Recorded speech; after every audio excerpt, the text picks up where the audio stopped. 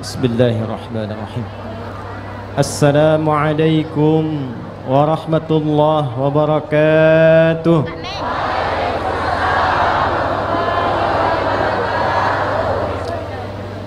Alhamdulillahilladzi jama'ana fi hadzal masjidil mubarak fil yaumil mubarak bi jam'in mubarak.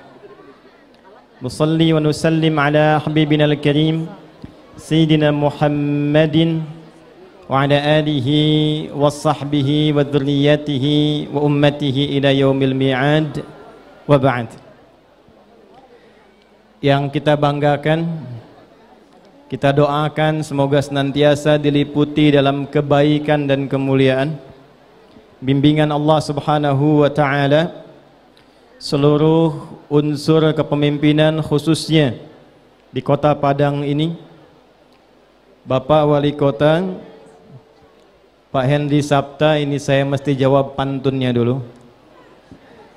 Konon kalau keranah Minang tanpa pantun agak kurang. Tolong dicakepkan ya. Aura kasih makan mie tambah udang. Cakep. Senyum merekah kakinya berdendang. Cakep. Terima kasih kami sudah diundang. Semoga berkah hari jadi Kota Padang. Amin.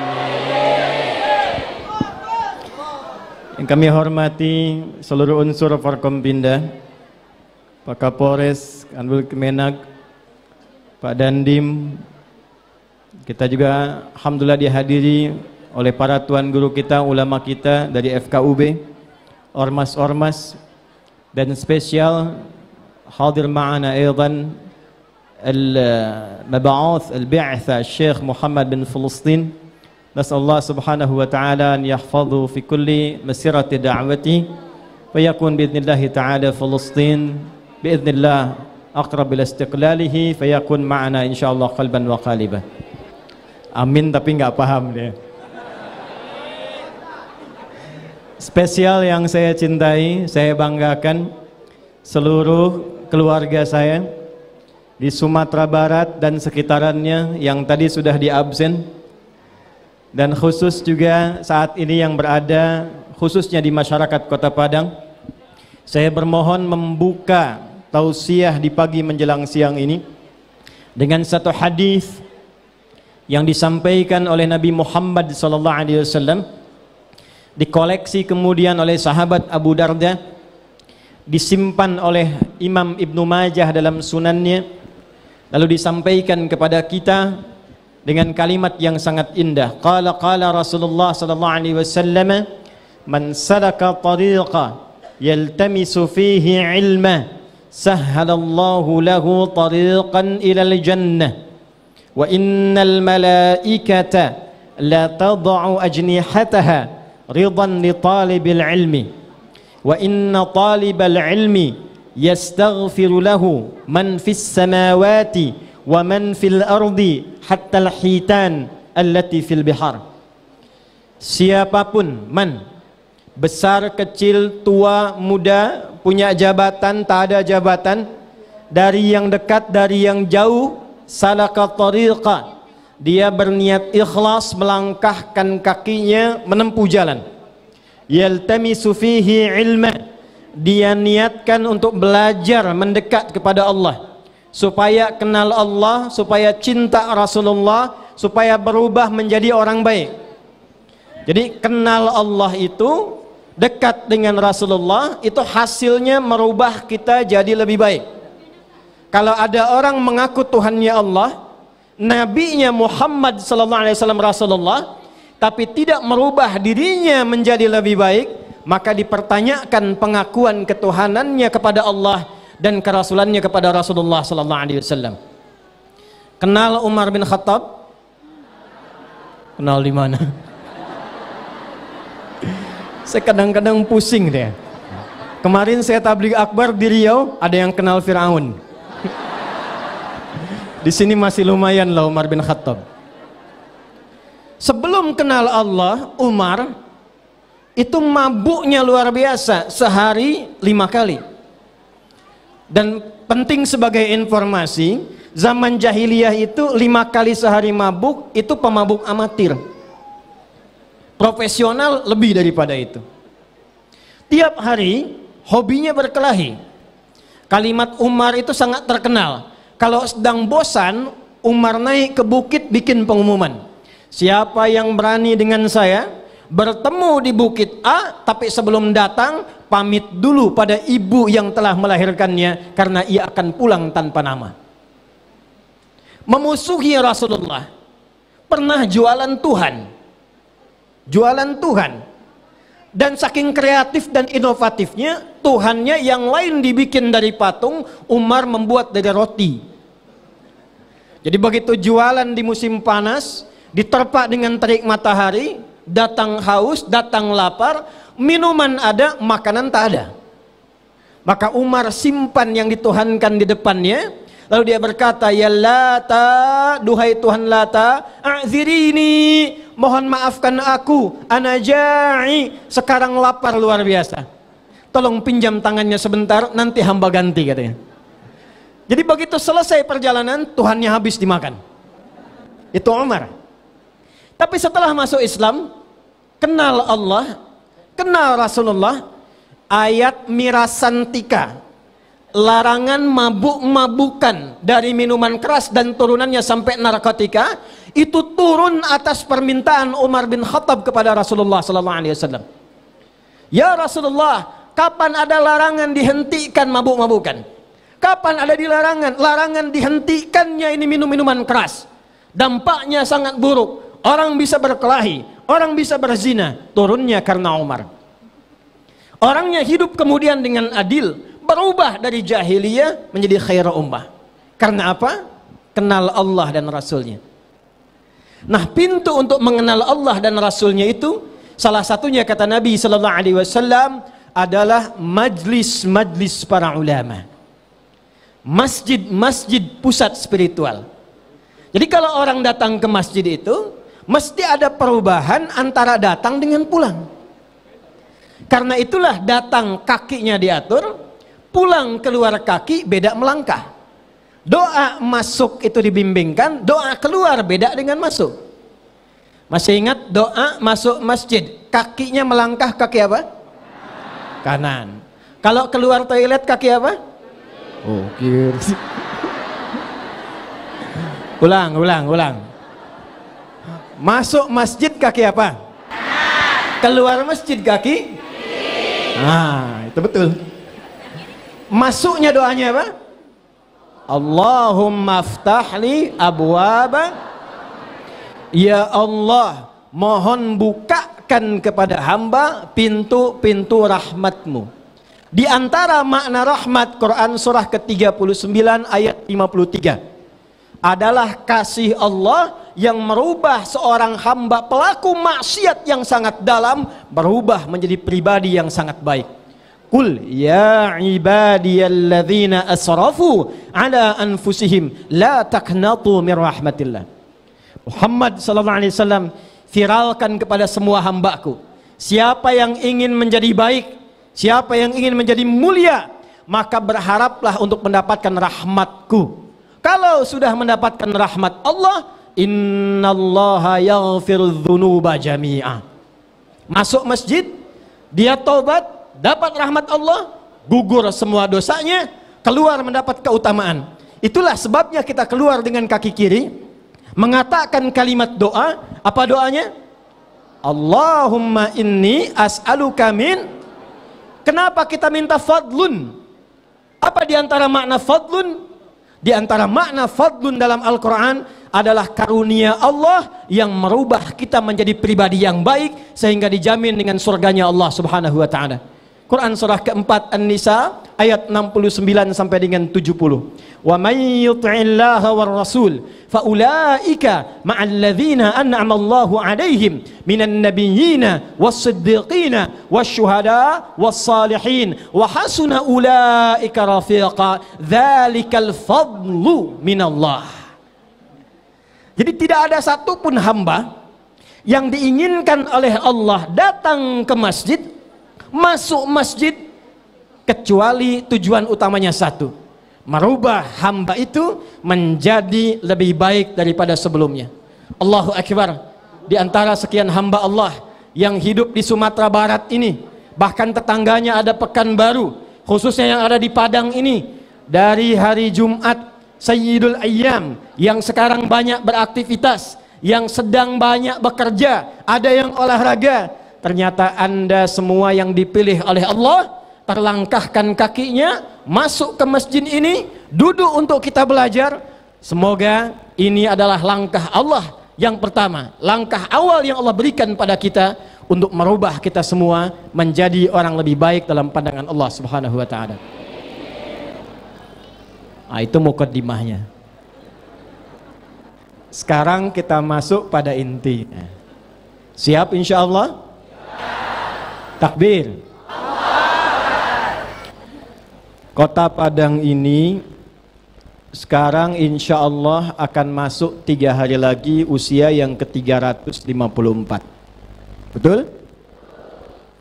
7 Agustus 1669 awal kelahirannya. Sekarang jumlah penduduknya sudah 919.199. Luasnya 1114, kemudian 145 km persegi. Yang paling menarik, tadi saya sampaikan kepada Pak Wali Kota, saya meriset kelahiran-kelahiran sampai lahirnya Negara Kesatuan Republik Indonesia.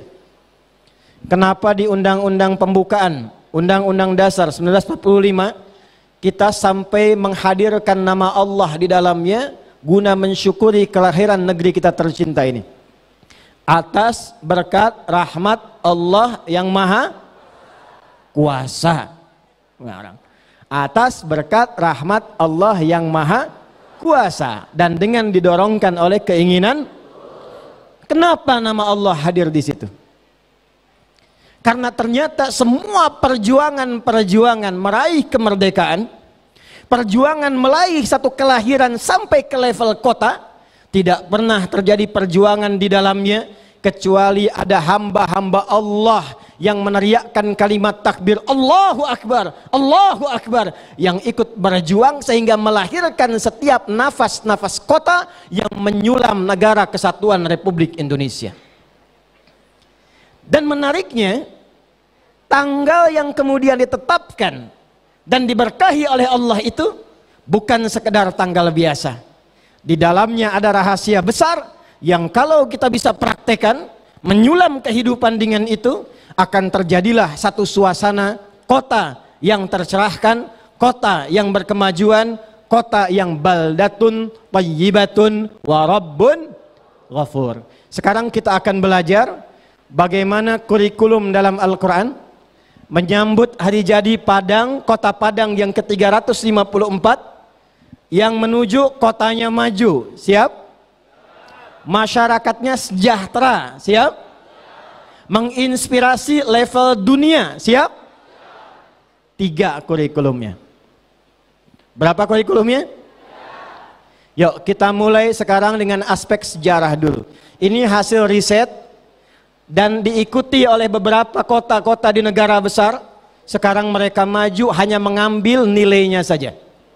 Kita punya ayatnya, punya hadisnya, punya dokumen sejarahnya, dan ada hasil dari prakteknya. Kita praktekkan ini, silahkan kalau tidak percaya. Tidak akan nunggu lama, setahun dengan izin Allah akan berubah Padang ini menjadi apa yang tadi kita harapkan. Saya ingin tanya dulu, Nabi Muhammad SAW hijrahnya dari mana? Mekah. Kemana? Tuh, udah kenceng salah. Hijrahnya dari mana? Kok jadi pelan? Mekah. Hijrah dari Mekah, betul. Kemana? Nah, itu yang betul. Jadi sejarah menunjukkan hijrahnya Rasulullah itu bukan dari Mekah ke Madinah, bukan. Hijrahnya dari Mekah ke Yathrib. Madinah itu nanti namanya muncul jadi setelah beliau tinggal di Yathrib. Tahu siapa Yathrib itu? Kenal Yathrib itu apa? Tidak, alhamdulillah. Kalau kenal juga saya pulang sekarang. Yathrib itu Bapak Ibu, satu keturunan anak Nabi Nuh alaihi salam yang mengembara setelah banjir besar itu, lalu menemukan tempat di wilayah 400 km jaraknya dari Mekah. Dulu kalau ada orang pertama menghuni satu tempat, maka tempat itu akan diberi nama dengan nama orang yang menghuni pertama kalinya. Maka masuklah Yathrib di situ, maka disebutlah kemudian nama daerahnya dengan nama Yathrib. Setelah itu datang banyak orang dari Yaman. Setelah itu sepeninggal Nabi Musa alaihi salam, terus nyampe mendekat ke masa Nabi Isa alaihi salam, virallah kemudian di Taurat, di Injil, akan datang Nabi penutup. Nabi ini akan berhijrah ke wilayah Yathrib itu. Dia akan membawa perubahan, orangnya berkasih sayang, menata kebaikan-kebaikan. Maka muncullah kemudian orang-orang Yahudi datang ke wilayah Yathrib itu. Ada yang kemudian ke wilayah Khaybar, ada yang ke Idah, ada yang kemudian ke beberapa tempat yang lainnya. Maka berkumpullah membentuk masyarakat dikenal dengan Ahlu Yathrib. Tapi maaf, daerahnya penuh dengan konflik. Tidak ada pasar yang banyak masalahnya kecuali pasar Yathrib. Timbangan kecurangan ada di situ. Monopoli pasar ada di situ. Maaf, konflik sosialnya, pertengkaran, perselisihan, permusuhan, pembunuhan tidak selesai selama 6 abad. 600 tahun. Kalau ada di Aus itu yang meninggal, kecamatan Khazraj pun mesti ada yang meninggal. Kalau di sini ada yang kena pukul, di sana pun harus ada yang dipukul. Ekonomi tertinggal. Konflik banyak. Situasi tidak ideal. Allah perintahkan Nabi Muhammad SAW hijrahnya ke Yathrib, dan Masya Allah bukan ke Taif. Dan menariknya ketika ke Taif, justru dilempari supaya keluar dari Taif. Dan tidak mungkin itu terjadi kalau Allah pun tidak mengizinkan. Sampai dikeluarkan dari Taif dengan cara yang tidak biasa. Padahal Taif kotanya sudah maju, pertaniannya luar biasa, sayur-sayuran sudah banyak. Dipindahkan hijrah, jangan ke Taif, datanglah ke Yathrib. Kenapa? Karena Allah ingin memberikan satu pesan penting, satu hikmah kepada seluruh umat Nabi Muhammad SAW. Kelak nanti yang akan mendapatkan amanah sebagai penata kota, apakah dia diamanahi sebagai wali kota, apakah sebagai bupati, level tertinggi menjadi presiden misalnya, bagaimana caranya merubah satu daerah yang tertinggal, ekonominya tertinggal, konfliknya banyak, tiba-tiba dirubah hanya dalam masa 3 tahun kepemimpinan, berubah jadi suasana kota yang mencerahkan. Kalau Anda ingin lihat pasar yang paling stabil, ekonomi paling makmur, maka sekarang adanya di tempat itu. Kalau Anda ingin melihat orang-orang yang tadinya kasar, sekarang jadi baik, toleran, hidupnya makmur, bisa saling bekerja sama, sekarang ada di tempat itu. Sehingga untuk mengenang peristiwa itu, namanya dirubah menjadi suasana kota metropolitan yang mencerahkan dan berkemajuan. Bahasa Arabnya dirubah menjadi Al-Madinah Al-Munawwarah. Dan hikmah ulama, kenapa sekarang nama itu yang dipopulerkan? Mau kemana? Ke Madinah. Kemana? Ke Madinah. Bukan sekedar menyebut nama, bukan sekedar menunjuk kota, tapi ulama mempopulerkan itu untuk memberikan pesan kepada kita. Kalau Anda ingin menata kota maju, makmur, penduduknya sejahtera, maka belajarlah dari kepemimpinan Nabi yang menata keadaan tertinggal menjadi kota yang maju dan disebut dengan Al-Madinah Al-Munawwarah. Baik, saya cepat. Ada 3 pilar. Berapa pilar? Ada 3 pilar. Kalau ini bisa dilakukan oleh Padang, yang 3 hari lagi akan masuk miladnya, 3 ini kita kuatkan, maka insya Allah Padang akan merubah, mendapatkan nilai-nilai dari Al-Madinah Al-Munawwarah. Satu, Quran surah ketiga di ayat 103. Prakteknya Quran surah ke-59 ayat 9 sampai dengan 10. Kalau kotanya ingin maju, melahirkan peradaban, rakyatnya sejahtera, maka syarat pertama yang harus dilakukan, kata Allah, semua penduduk di kota itu mesti kompak, rukun, dan semuanya bersatu mencapai visi yang sudah ditetapkan. Paham? Halo? Paham? Siap? Baik. Nabi datang dari Mekah ke Yathrib. Sebelum datang beliau sudah mitigasi. Nah, ini pertama untuk Pak Wali Kota nih. Tidak Nabi datang ke Yathrib kecuali Nabi tahu siapa yang berkonflik. Ini Aus dengan Khazraj. Di mana pemukiman-pemukiman yang muslim, yang non muslimnya di mana? Jumlah penduduknya ada berapa? Nabi datang kemudian ke Yathrib sampai sudah tahu berapa di kota ini penduduk yang tinggal. Agamanya ada berapa? Kecamatannya berapa? Penyebarannya bagaimana? Lalu yang paling menarik, dipersaudarakanlah oleh Nabi sallallahu alaihi wasallam keseluruhannya. Akha bainal muhajirin wal ansar, akha bainal aus wal khazraj. Hal pertama yang dilakukan oleh Rasulullah bukan membuat program, bukan keliling-keliling nyampaikan program, tapi hal pertama yang beliau lakukan menyatukan seluruh masyarakat Yathrib sehingga semuanya rukun dan siap komitmen mencapai visi yang disepakati bersama. Aus datang, Khazraj tiba. Kenapa kalian konflik? Begini ya Rasulullah, begitu ya Rasulullah. Bahasa singkatnya, enak mana? Konflik atau damai? Tenang atau gelisah? Nyaman atau selalu kacau? Persis jawaban itu yang disampaikan. Kalau semua pengen damai, pengen tenang, pengen sejahtera, kenapa kita tidak akhiri konflik itu dan duduk secara bersamaan? Maka Aus dan Khazraj sepakat meredakan konflik. Muhajirin Ansar dipersaudarakan, dan dari langkah pertama itulah mudah mengeksekusi setiap program-program yang disiapkan oleh Nabi SAW. Ini pesan pertamanya. Kenapa penting saya sampaikan bagian pertama sebagai pembuka ini? Maaf. Hadis riwayat Abu Daud disampaikan oleh seorang sahabat, dilarutkan kemudian oleh yang berikutnya bernama Abdurrahman bin Umar As-Sulami, bersama-sama Hujur bin Hujur mendatangi seorang sahabat, meminta satu hadis, yang hadis ini begitu penting pada pilar yang pertama. Apa hadisnya? Perhatikan baik-baik. Ini Nabi sampaikan dalam haji beliau wada sebelum wafat.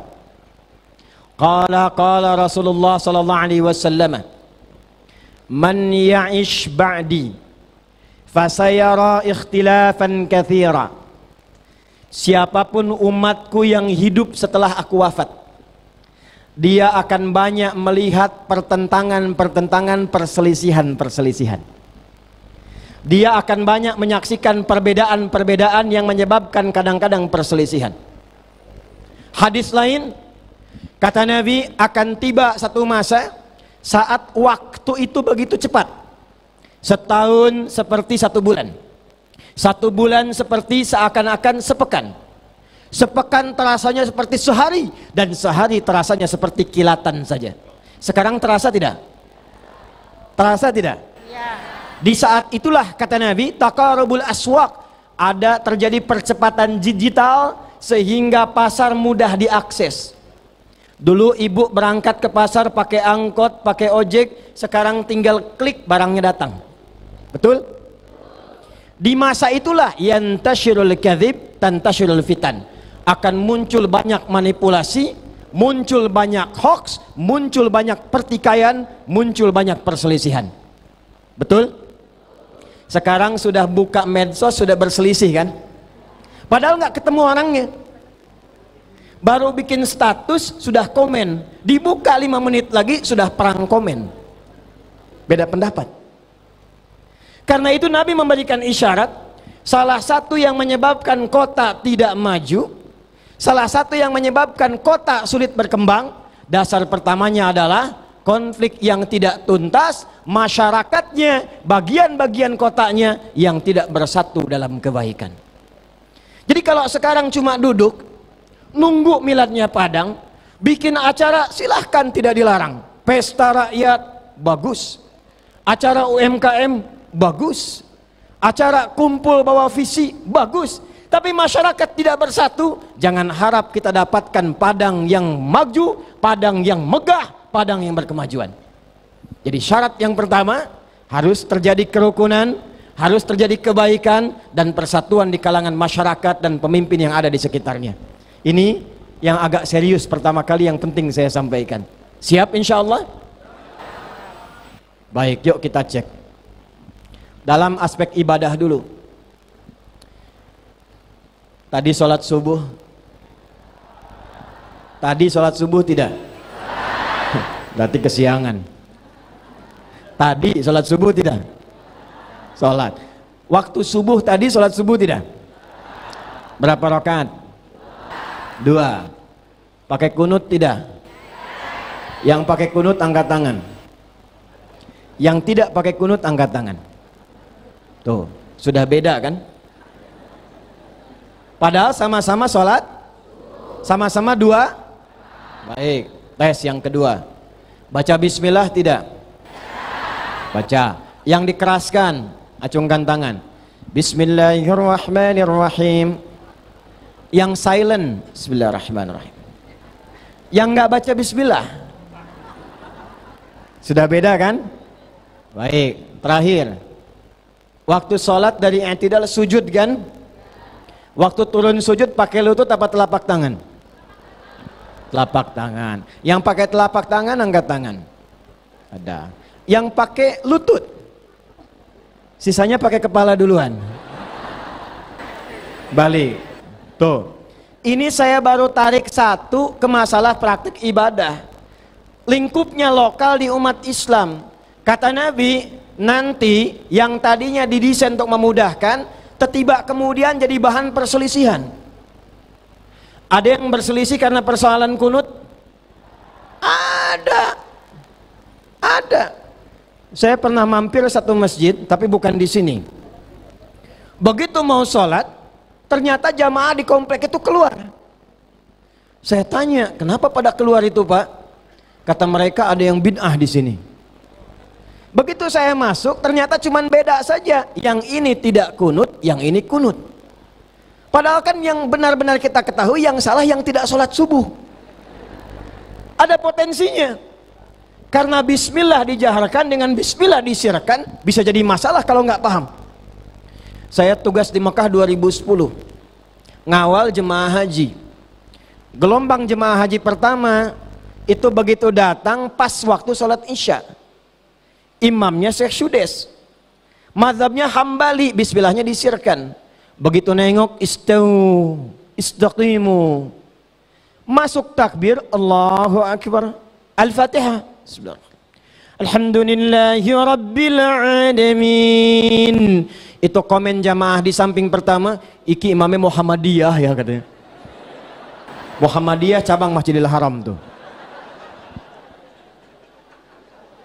Potensinya ada. Yang paling menarik apa? Kata Nabi, man ya'ish ba'di, siapa yang hidup setelah saya, kadang-kadang sulit mendapatkan kenyamanan, ketentraman, membangun, karena kadang-kadang seringkali memperdebatkan yang kecil-kecil, sebetulnya yang tidak terlalu penting. Yang sebetulnya semua ada dalilnya, semua ada rujukannya. Karena itulah ketika Nabi ingin menyelesaikan perbedaan itu, yang dibangun oleh Nabi pertama kali tempat yang sangat meneduhkan, yang saat orang masuk suasana hatinya sudah tenang, yang saat orang datang yang gelisah pun seakan jadi hilang.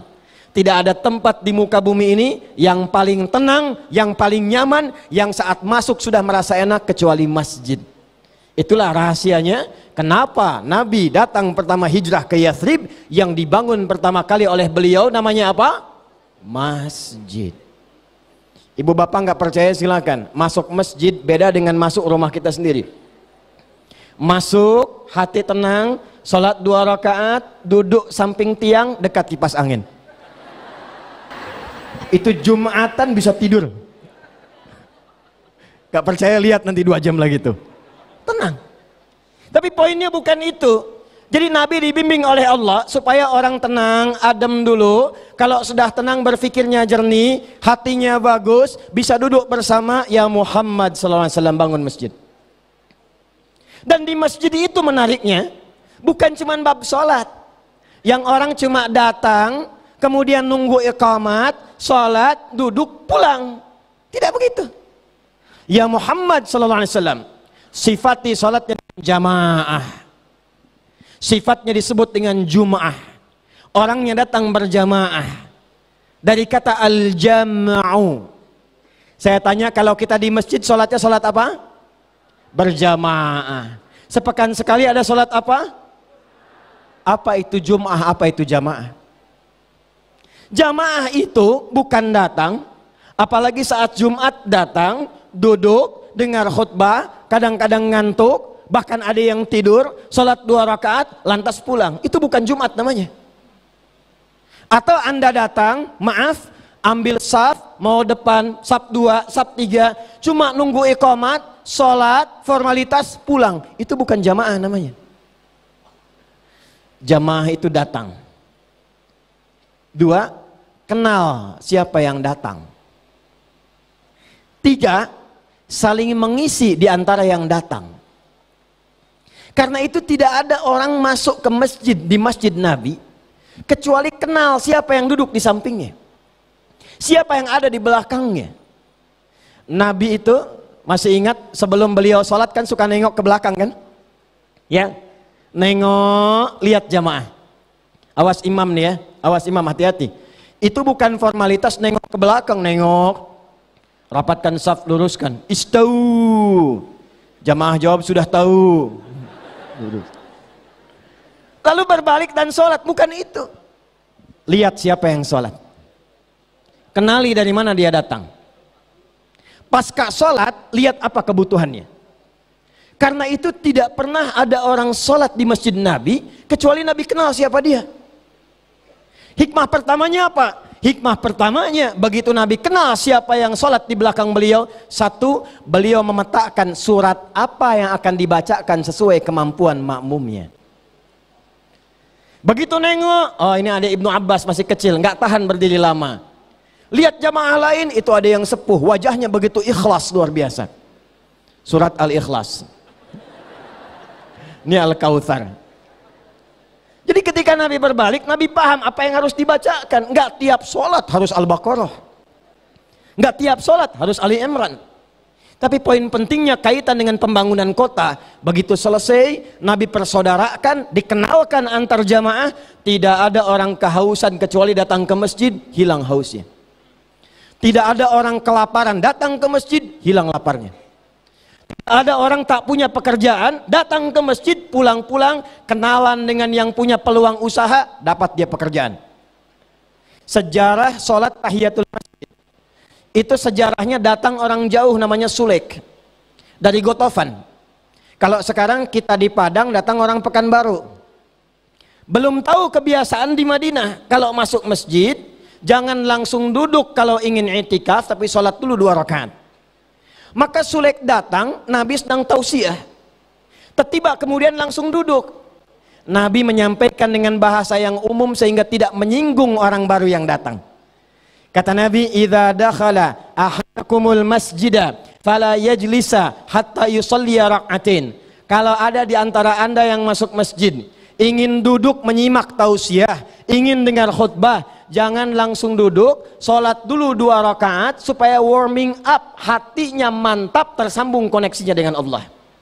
Semua penduduk Madinah sudah paham. Yang belum paham itu Bang Sulek yang baru datang. Dan menariknya, masyarakat Madinah itu ngerti, ini pasti ada orang baru yang kita diminta oleh Nabi untuk memperhatikan siapa yang datang itu. Jadi Nabi menyampaikan hadis itu bukan sekedar ingin mengajarkan tahiyatul masjid, tapi menyadarkan fungsi masjid. Bahasa bebasnya begini, ini ada tamu kita baru nih. Coba kalian semua yang hadir di sini, setelah ini selesai, sambut dia, kenalan dengan dia, apa keperluannya, jangan sampai dia pulang tidak membawa apa yang ia harapkan. Masjid. Jadi zaman Nabi masjid itu solusi. Ada segmen-segmennya. Bapak Ibu kalau umrah dekat Raudhah sebelah kanan itu segmen khusus untuk yang tulabil ilmi, yang mau belajar ilmu dengan Nabi. Saya doakan yang belum umrah atau haji insya Allah dipercepat ya. Ya, tidak cukup dengan amin, nabung ya. Nabung. Segmen yang ruang terbuka yang kemarin baru haji, kan setelah ruangan khusus yang depan itu wilayah masjid asalnya tuh, yang ada lampu-lampu manik. Di belakangnya kan ada atap kebuka ya. Itu ruangannya Tolhah dulu yang diwakafkan. Itu di wilayah itu sampai ke belakang. Itu orang-orang yang butuh hajat, yang kekurangan di ekonominya, yang butuh subsidi, itu wilayah itu. Sehingga ulama kita mengambil peran. Yang ini segmen TPQ, yang ini segmen pengajian, ini segmen konsultasi, ini pengentasan masalah sosial. Tidak pernah ada orang ke masjid kecuali selesai urusannya dan kenal satu dengan yang lainnya. Jadi kalau antum yang 95% ada muslim di Padang ini, saya sudah cek. Kalau punya keinginan membangun kota Padang, menyongsong Padang 3 hari lagi menuju 354 tahunnya, Padang yang maju, Padang yang hebat, maka hal pertama yang harus dilakukan, hidupkan masjidnya. Pak Wali Kota bikin program menghidupkan masjid. Subuh berjamaah, mulai dengan subuh. Masyarakat bantu menghidupkannya. Jadi kalau cuman kita katakan pengen maju, pengen berkembang, tapi pilar yang pertama tidak pernah dilakukan, jangan harap itu terjadi dalam kebaikan. Nah kalau sudah datang ke masjid, jangan cuman formalitas sholat dan pulang, kenalan. Tak kenal maka ta'aruf bu, tidak harus sayang. Saya kenal ibu kan tidak harus sayang. Ini live ya? Insya Allah aman ya bun. Tak kenal maka kenalan. Ta'aruf itu saling, lalu saling mengisi. Itu kenapa ditempatkan di bab rumah tangga, supaya suami dan istri itu memahami kekurangan masing-masing, saling mengisi. Bab masyarakatnya datang ke masjid, ta'aruf. Dokter ketemu pasien, pasien nggak sanggup ke rumah sakit karena kurang biaya, ketemu dengan dokter, konsultasi, diberikan resep pada saat itu, selesai urusannya. Ada yang datang tak punya pekerjaan, dibuat di masjidnya DKM, database, Pak Wali Kota perintahkan, DMI kerjasama, FKUB datang, database sekitaran masjid-masjid, masyarakatnya siapa saja. Datang tak punya pekerjaan, ini yang punya lapangan pekerjaan, pertemukan, persaudarakan, ini yang dimaksudkan dengan Ansor Muhajirin. Kalau kita satukan demikian, Allahu Akbar, tidak harus semua pakai APBD. Rakyatnya saling kenal, terjadi kerukunan, elok siap dilakukan. Kalau sudah kenal, sudah kuat, sudah paham, mau dibawa kemana saja mudah untuk dilakukan. Satu. Bagaimana dengan yang muslimnya? Itulah indahnya Islam. Lakum dinukum la ikraha dalam konteks beragama. Tapi dalam konteks membangun kota, membangun daerah, tidak ada doktrin yang paling indah kecuali Al-Quran. Jangan dibedakan Pak Wali Kota. Berikan keadilan yang sama, berikan toleransi yang baik. Nabi kumpulkan Yahudinya, Nabi kumpulkan non muslimnya. Bukan hanya orang Islamnya. Orang Islam ke masjid, bagus. Non muslim, yuk kumpul sama-sama bangun kota ini. Bikin kesepakatan, bikin toleransi. Maka keluarlah hadis-hadis Nabi Sallallahu Alaihi Wasallam. Umat Islam bekerja bersama-sama dengan yang non muslim. Bangun kota yang dicintai. Tidak ada satupun hadis yang bersumber dari Nabi yang menuntun kita bergaul dengan non-muslim kecuali semuanya adalah hadis-hadis yang membawa kedamaian dan keindahan. Contoh, kalau saya tidak salah di Padang ini kan, Sumatera Barat pada umumnya senang masak ya. Apa yang paling favoritnya? Rendang. Hati-hati ibu yang suka masak rendang. Siapa yang masak makanan baunya sampai ke tetangganya, wah hati-hati nih. Hadis bukan itu? Maka bagilah tetangga itu walaupun hanya hafal Pak Kapolres tuh. Jadi Pak Kapolres masak opor ayam, ayamnya dimakan Pak Kapolres, kuahnya bagi tetangga. Beliau bagikan tetangga kuahnya, dia tanya, kenapa cuma kuahnya Pak? Hadis Nabi Bu. Maksudnya bukan itu. Saking dalamnya bahasa Nabi, kalaupun engkau masak bumbunya saja, sampai tercium ke tetangga, jangan sampai membuat dia paham. Bumbunya bumbu rendang tapi isinya tempe. Dia salah paham, maka bagilah tempe itu walaupun berbumbu rendang, supaya dia mengerti. Pertanyaan saya, apakah Nabi mengatakan kalau tetanggamu umat Islam saja? Tidak. Urusan sholat masing-masing. Tapi ketika berbagi makanan, itu melampaui sekat-sekat keimanan. Kalaupun engkau punya tetangga yang Kristen, yang Hindu, yang Buddha, jangan dilewati Bu. Ibu masak rendang, samping tetangga Kristen, sisanya Muslim. Yang Muslim ibu bagi, yang Kristen nggak dikasih. Tetangga tanya, Bu kok saya nggak dibagi? Ibu kafir sih. Itu dosa. Itu nggak boleh. Betapa indahnya Islam, bagi, nikmati bersama. Ibu kirimkan bahkan dengan pancinya. Begitu dia tanya, apa ini Bu? Ada rezeki rendang. Ibu kok baik sekali.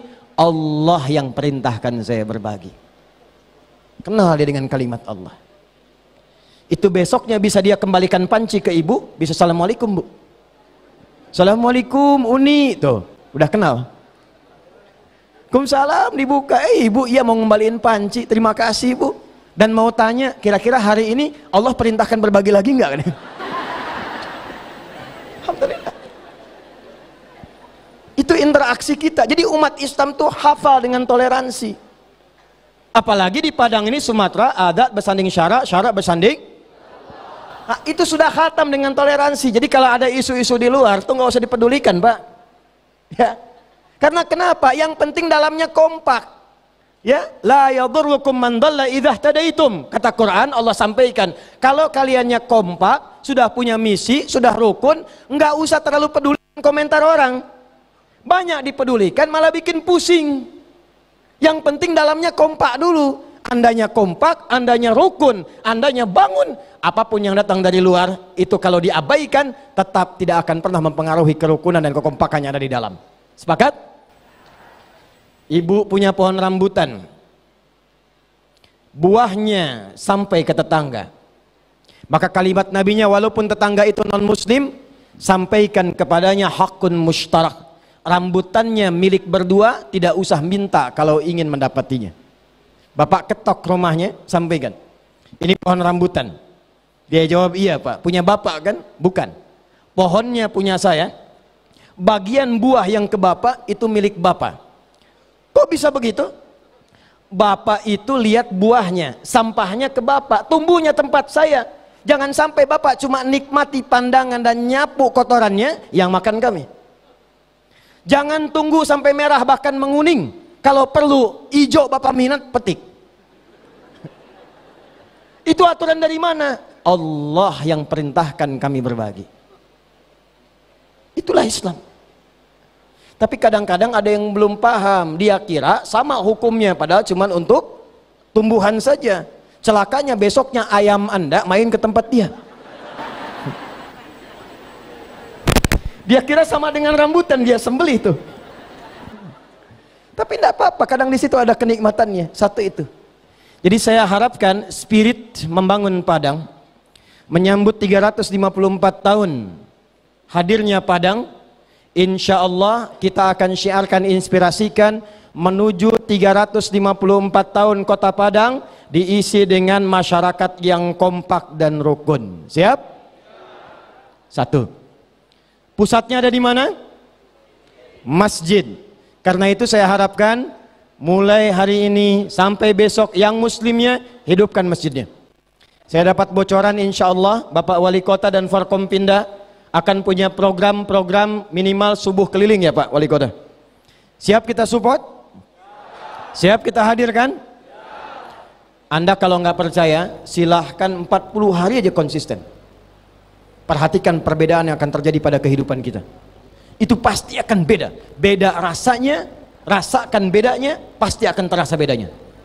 Nggak percaya silahkan cek, 40 hari aja. Ke masjid terus, ke masjid terus, ke masjid terus.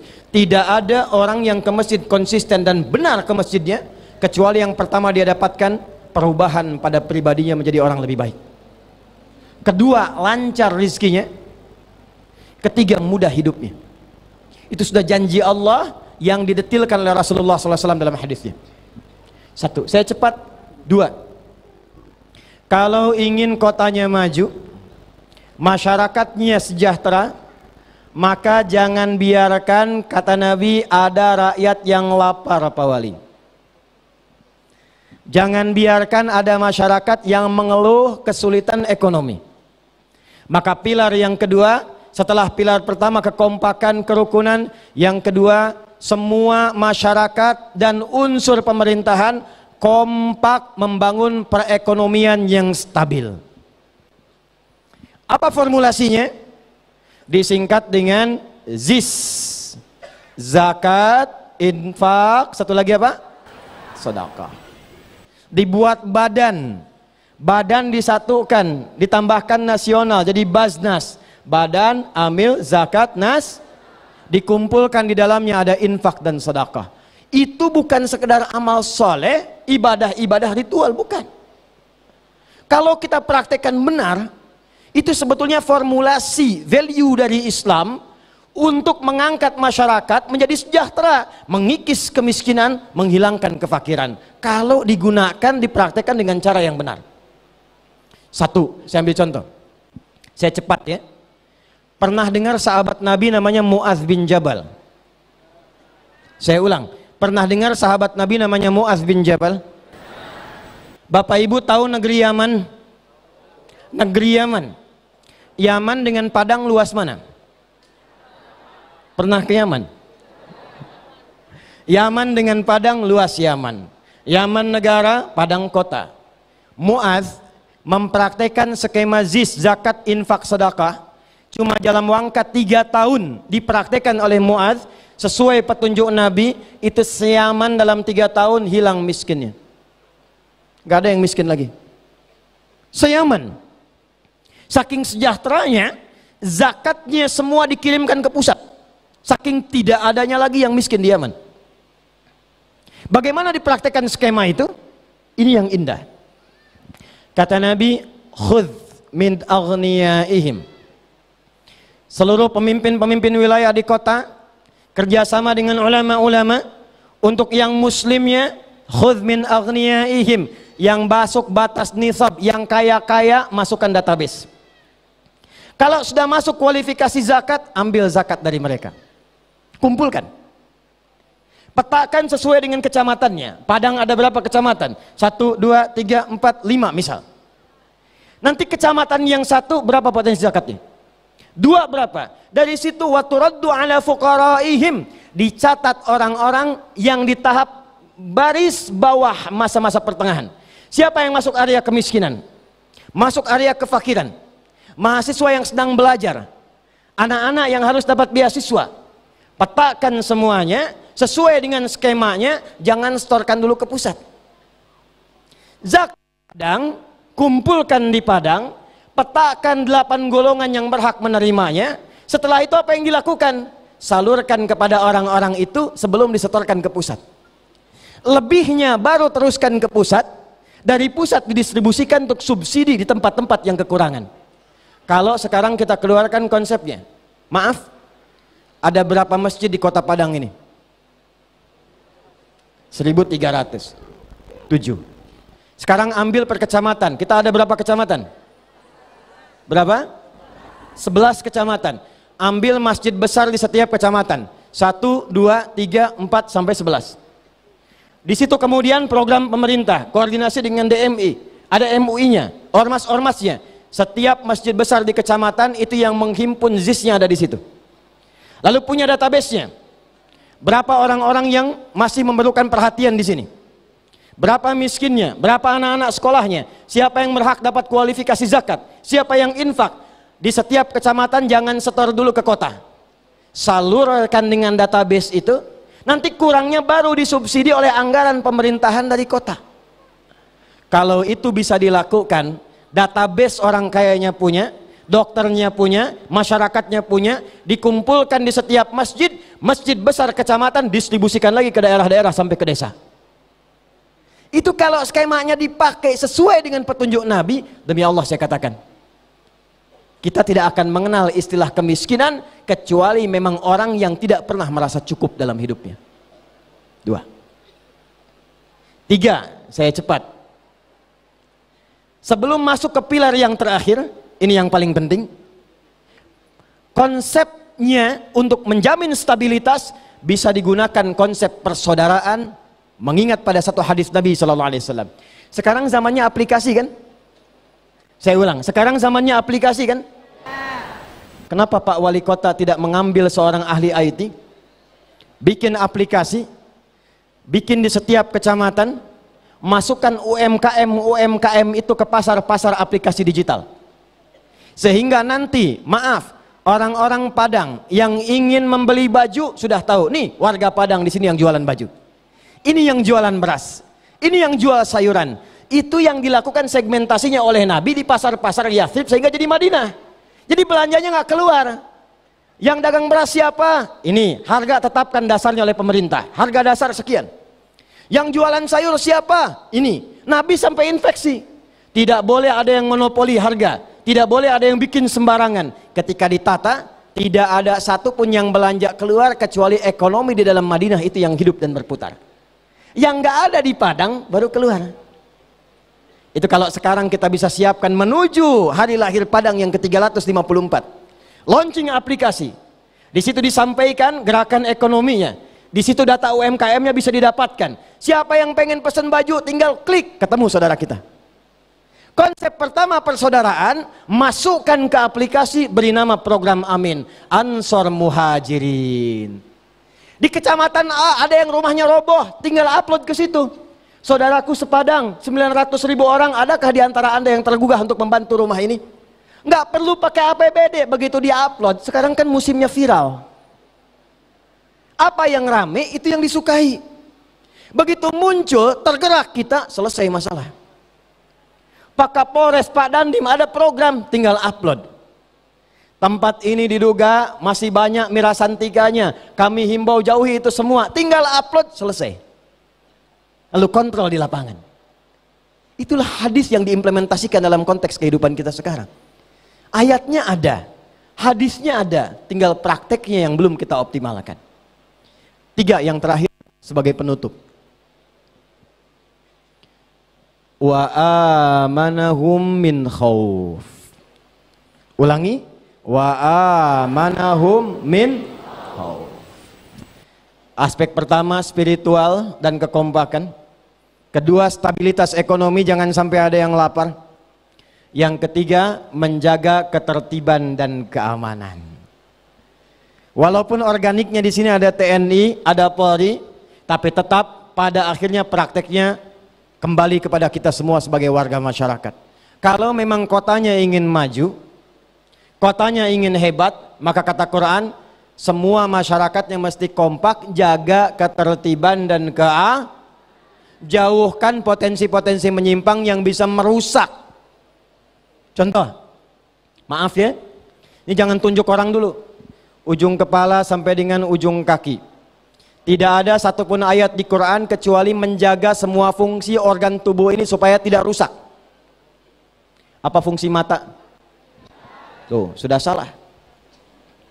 Kalau mata hanya dipakai melihat, itu bisa dipakai untuk melihat, tapi potensinya bisa salah. Mata keluar dari masjid nurul iman, nurulnya ada, imannya nggak ada. Begitu keluar lihat sendal yang bagus, maka terjadilah pertukaran sendal. Kayaknya ini punya Amboy, bukan, itu punya saya tuh. Oh ini ya Allah, kemana aja dia pakai, padahal dia ke masjid nggak pakai sendal. Mata. Kalau cuma untuk melihat. Karena itu ketika turun ayat, perhatikan kalimatnya. Kalau ingin kotanya maju, rakyatnya bagus, qul lil mu'minina yaghuddu min absarihim. Katakan pada pria-pria yang masih merasa punya iman. Ayat 31-nya, qul lil mu'minat. Katakan pada perempuan-perempuan yang masih merasa punya iman.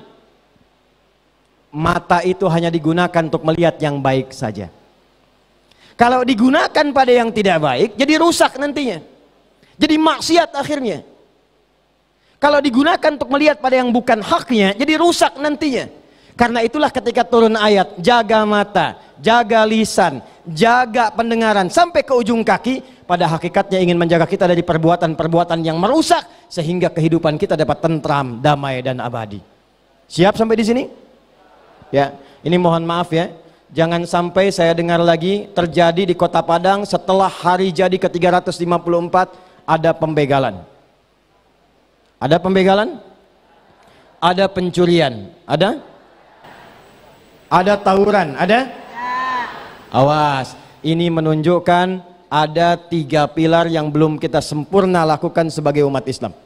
Maka pulang dari sini sebagai akhir dari tausiah kita, 1, kita siap kompak menjalin kerukunan, hidupkan masjid. Sekarang pulang dari sini kenalan, yang pedagang siapa, yang jualan apa, ya, yang singkat-singkat, kalau ada belum ada bikin grup WA. Setiap kelurahan, setiap desa, satukan. Lihat nanti, nggak usah nunggu tahun, bulan depan lihat perbedaan apa yang terjadi. Yang terakhir, jaga diri dari perbuatan maksiat, baik masyarakatnya plus penyelenggara negaranya. Hati-hati, hati-hati. Yang paling berat dihisab dan juga yang paling besar mendapatkan anugerahnya itu seorang pemimpin. Kalau benar dilindungi saat hisab, kalau salah itu persoalan besar saat hisab. Pemimpin kalau benar, Pak Wali, izin, uti oleh Allah lewat lisan Nabi dijamin. Saat yang lain merasa kesulitan dan kegerahan, maka pemimpin satu ini dimasukkan oleh Allah ke dalam 7 golongan yang menikmati suasana hisab dengan naungan payung yang sangat indah. Sab'atun yadhilluhumullahu fi dhillin yaumal qiyamati yauma la dhilla illa dhilluh. 7 golongan yang saat hisab yang lain tegang, yang ini nikmat menanti panggilan untuk masuk ke dalam surganya. Yang pertama itu al-imamul adil, pemimpin yang adil, wali kota yang adil, wali kota yang memperhatikan rakyatnya, wali kota yang menjaga amanah yang Allah titipkan kepadanya. Karena itulah kemudian saya ingin akhiri, kita harus kompak antara pemerintah dengan rakyat. Hal pertama yang dilakukan, kata Nabi, ini pesan Nabi, hadisnya dari seorang sahabat bernama Auf al-Ashja'i dari Nabi SAW.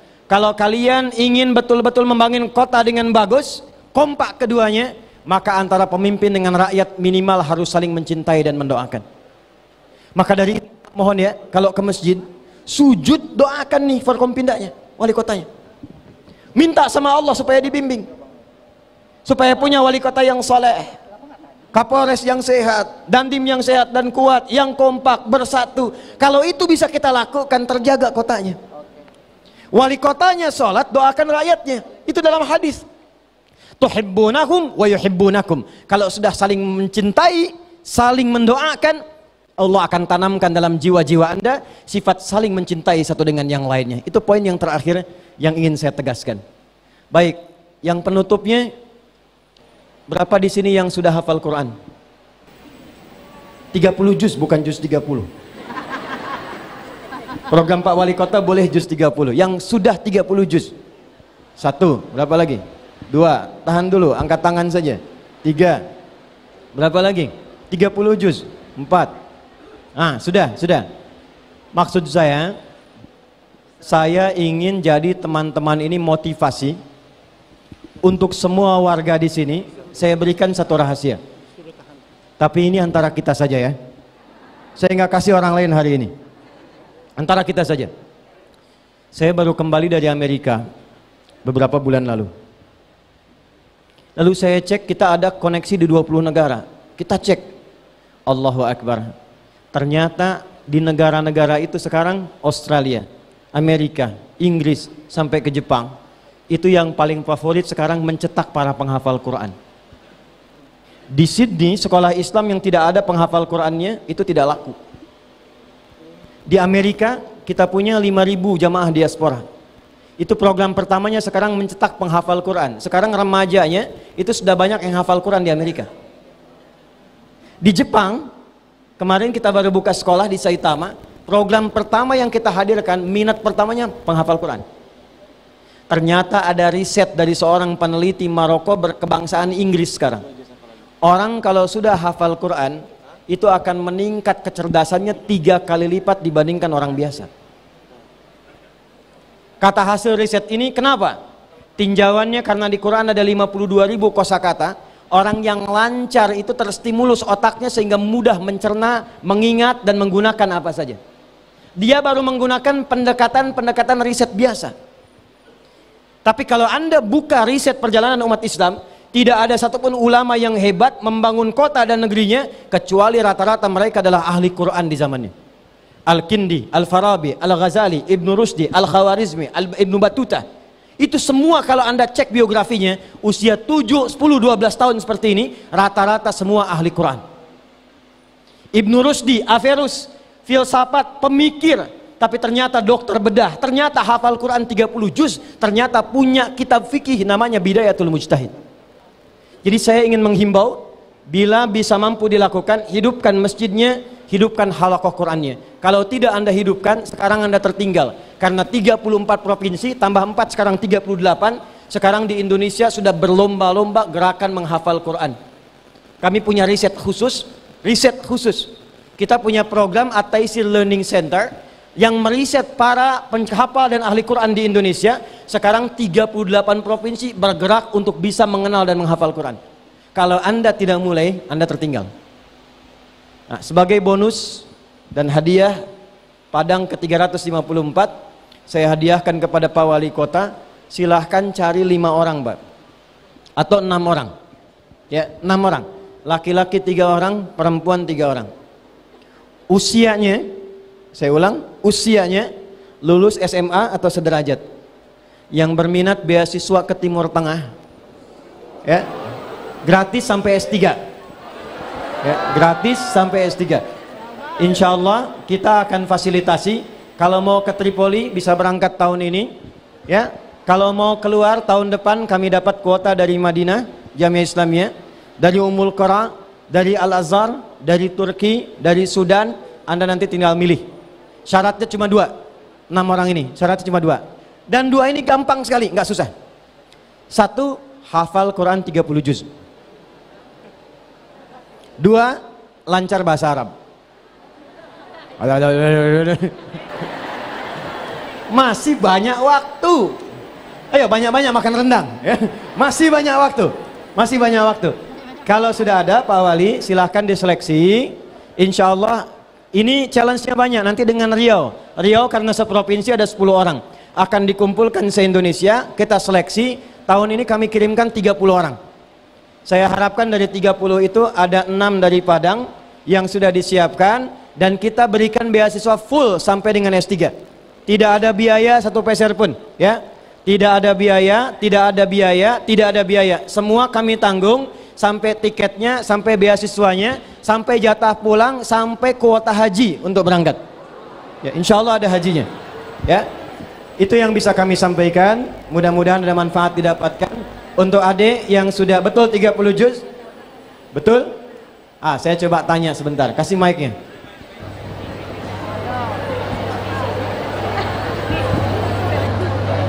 Dah, di situ saja.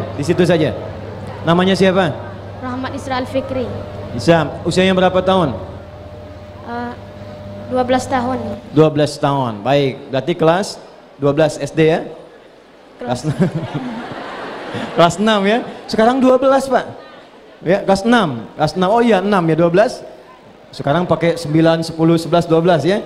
Dulu kalau saya kelas 6 SD, kelas 1 SMA, 1 SMP, kelas 6. A'udzu billahi minasy syaithanir rajim. Taha.